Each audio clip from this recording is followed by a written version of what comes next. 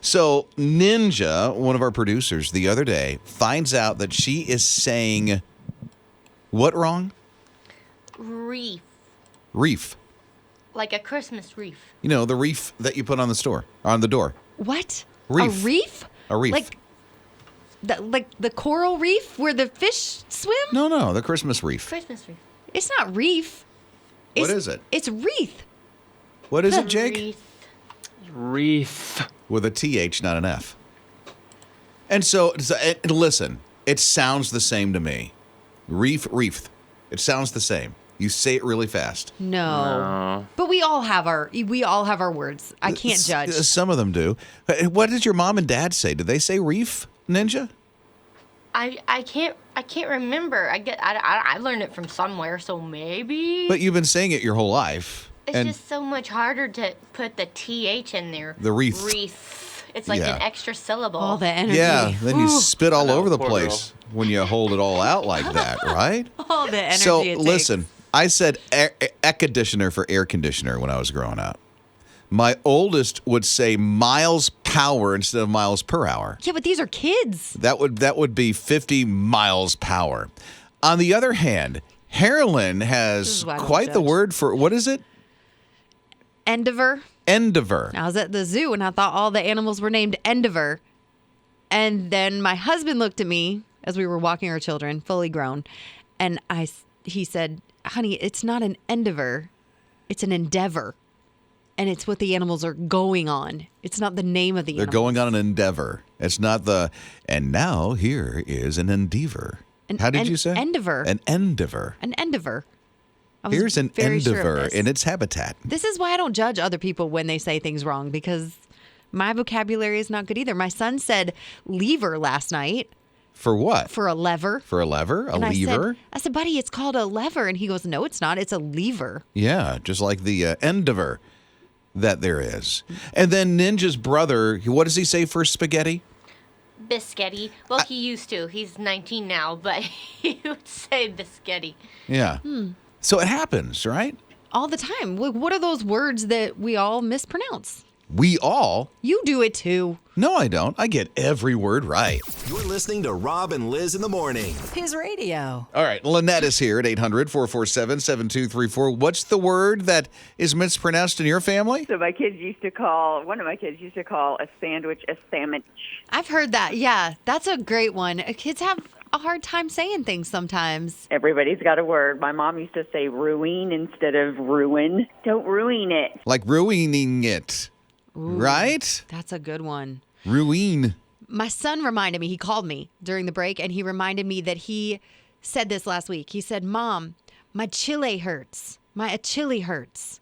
And I said, what is an Achille? And he pointed to his Achilles tendon. Ah. He said, it's an Achille and it hurts. Yeah, it's great with hot sauce. You're listening to Rob and Liz in the morning. On his radio. Andy's here at 800-447-7234 thinking about the words that you say that you don't say quite right. What is it for you, Andy? There is a road called Jalapa Road, Jalapa Road. Well, there's a construction sign that says that road is closed. Well, going to work one morning, I wasn't thinking, and I looked at the construction sign, and as there's only a few letters that you can put on the road sign, they had combined Jalapa and road together. And I thought to myself, I looked at the sign and I said, where is Jalapard at? Jalapard. And I was like, where in the world is Jalapard? I have never heard of Jalapard, and it didn't dawn on me until I got to work that it was actually Jalapa Road exit. You're listening to Rob and Liz in the morning. On his radio. I don't know if you've ever lost your car in a parking lot. Yes. Yeah, Brandy has too. And here's the thing. Brandy was working at the Phoenix Raceway. She's volunteering at a concession stand because they're raising money for her daughter's softball team. It's cool that people can do that at these concession stands. They get like a percentage of it. So she is the last one out. It's 8 o'clock at night. It's dark. And where she parked, the parking lot was over a mile away. Oh, wow. So this poor thing, I mean, she's walking, it's dark, she's getting emotional because she can't find the car. It's cold. This dude drives up and says, hey, you need some help? And she's like, I normally don't get like this, but I got so emotional, I started crying. I get in the guy's back seat of his car. Oh, well, by that point, you're so tired. You're like, Yeah, he's whatever. like, we're going to find your car. And so they drove all over in the parking lot, finally found the car. And she's like, Phew. oh, thank you so much. Hey, listen, do you like NASCAR? Because I've got a volunteer NASCAR shirt. Do you want the NASCAR shirt? The guy turns around, and it's Jeff Gordon, No, it's not. the guy who races, Jeff Gordon. She tried to give him a little volunteer shirt. Oh, She's that's like, cute. "Oh." So then she took a selfie and posted it on her Facebook. Of course she did. Okay, I get lost in the parking lot too. Jeff Gordon gonna pick me up. Rob and Lizz in the morning. On his radio. Evidently, David Crowder, you know Crowder, this guy Crowder. Oh, what Love a that song. one. Love it. The dude has some nice digs. Yeah. You know? Yeah. He lives in Atlanta. And evidently his digs, his house, is so nice that Marvel decided, hey, let's film a scene here for an upcoming special for Guardians of the Galaxy Christmas. They marveled at his house. Evidently. Nicely done. Thanks. Carolyn with a dad joke. And they did. So they literally filmed at David Crowder's house. This guy, David Crowder's house, they literally filmed a scene for Guardians of the Galaxy Christmas special. So if you want to see where the artist lives, you can watch the Christmas special, I guess, and see his nice house. They break a window in it, though, which makes me a little nervous. Poor dude. And when Marvel hits your house, it's kind of a mess. Well, and here's the thing. If you do wind up watching it and streaming this Christmas special, the Guardians of the Galaxy Christmas special, it's a holiday special, they call it. I say Christmas, sorry. It's Kevin Bacon's house in the special. It's supposed to be Kevin Bacon's house? Yeah. But it's literally David Crowder's house. Well, everybody's a certain degree away from Kevin Bacon anyway, so you Yeah. might as well live in Kevin Bacon's house. Rob and Lizz in the morning. His radio. Let me tell you, rules are meant to be broken, and this game is no exception. So Uno came out and said, when you're playing Uno, if you've got the draw 4 down, the next person is not allowed to put that draw 4 down. So the next person draws 8. It's a no-no. It's a no-no. Playing it wrong, and that's what Uno says.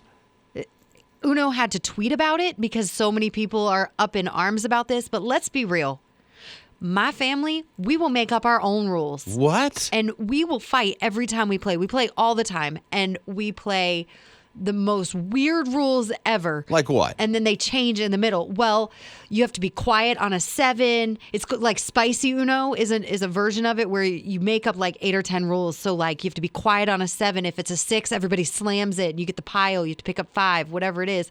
Or you pick up until you can play, or you don't. There's a million rules that you just make up. So why do they think now? Wait, okay, now I've got questions. Okay, now, first question, okay? Okay. I've always drawn one card if I don't have the right card. Well, Are you then- supposed to draw more? I mean, you have to pick up until you can play. Pick up until you play? Yeah. That's horrific. You could end up with a stack of cards. It's the whole point of playing Uno is how many cards can I stick you with? Yeah. Yeah, but a draw 4 is a draw 4. Yeah, but if I added a draw 4 on top of that, then you'd have to draw 8. No. You cannot stack draw 2, draw 4 cards. Uno just laid down the rule. I mean, they also wrote that in the rules that they put out with the game, but that doesn't mean anybody's been following them. Rob and Lizz in the morning. On his radio. I don't know if you're into Oregon Trail. That's Yeah. an old throwback. That's elementary school all the way. And we're talking like a gaming system, right? So Well, what did you play it on? I wouldn't say gaming system. I'd say in elementary school, they had the computer set up in your computer room, and you got to go in once a week and play the games like Oregon Trail or like. So this was a school thing? Yes, like Where in the World is Carmen Sandiego helped you with social studies, and the Oregon Trail helped you to realize that like people took a lot to get out west, and most of them died. So the idea wow. was to keep your people alive. You don't know about this? No. Oh, I I'm never played pumped. this in school. However, it's now coming out on Nintendo. It's coming out on some gaming systems now. Oh yeah, it is. And it looks throwback. So it's all pixelated and everything. Like you're sitting in the schoolroom doing this thing. I am so, I'm thinking Christmas all the way for this. My kids have to realize that this is how we played video games, and we didn't have to, get people left and right. They died on their own. Well, my son has Switch. I think your kids do too, right? So you can get it on Switch. It's on the Microsoft Store, Nintendo, and Steam. I've never heard of Steam, but it's on Steam as well. So those are some great places. But I think there's a lot of life lessons in the Oregon Trail. Like what? What can you learn? Well, if you don't shoot it, you can't eat it. If your wagon breaks down, you get some kind of disease and die. And if you make it to the end, you have literally been one of the 10 survivors that made it out west. Wow. In the history. It teaches a lot about how hard it was. Okay. So, maybe kids need to know life is hard. Rob and Lizz in the morning. On his radio. If you are into hot sauce, And I am. in particular the brand called Red Hot. Yes. Frank's Red Hot. Frank's Red Hot. Yes. So how hot is Frank's Red Hot? It's not really that hot. It's more about the flavor of the peppers. Because I'm a Tabasco guy. It's Tabasco all the way for me. Okay. No, it tastes I'm completely not different. into Frank's Red Hot. However, Frank's Red Hot is going to really spice up the turkey. By, you just put it No. in a little puddle. Here's the thing. I don't know if you use an injector.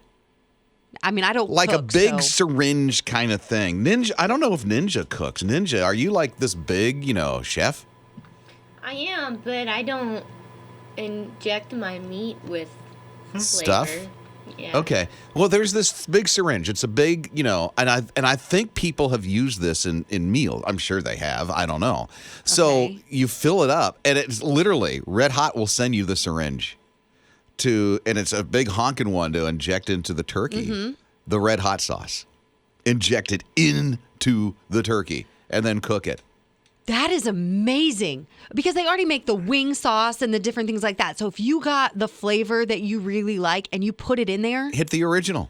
whatever it It's is, the original injector. you put it in there. You don't need a puddle on the side. You don't need to look like the weird person that doesn't eat their food without hot sauce. It's just in there. So you don't brush it on. You just inject Well, it if into you this brush big it on, syringe. it'll cook, and then you won't taste it anyway. So it's And she better if said, it's in there. didn't she just say, she said she doesn't cook. Oh, I don't and know she how to knows cook, this? but I know if it tastes good. Rob and Lizz in the morning. His radio. Liz is not here. Harlan is filling in, but here's the thing. If you spend any time with us in the morning, you'll know that Liz is really into the royal family. Mm-hmm. So into the royal family. And Liz felt it incredibly important for you to know this bit of information. Hey, I'm going to butcher it. So Harlan is tasked with letting you know about this bit of information about the royal family. Queen Elizabeth's statue has been unveiled. It is a huge, huge deal right now.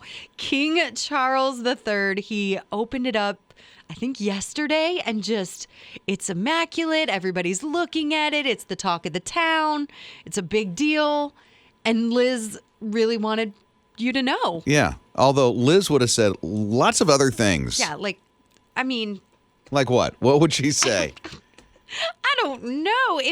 First of all, it was in honor of the Queen's Platinum Jubilee, and it was a gift from France. Okay. They like their statues. Very nice to That's know. where we got our Statue of Liberty. So now they made the Queen one too, but it's a statue of her. Not the Statue of Liberty. Right. Okay. Do you see where I can't look? Yeah. It's So the Queen, she got a statue like probably all the other queens. I don't know. End of story. Rob and Lizz in the morning. On his radio. It's like a scene out of Raiders of the Lost Ark. You know when Harrison Ford is running from that ball that's coming after him with all of his might, and he's running through the trenches and not to get run over by that big ball. That was like that in the streets of the UK the other night. It was a Christmas ornament, Rob. Just a Christmas ornament, just gone crazy. Not one, but two, wasn't it? So they had Yes. this big Christmas ornament display.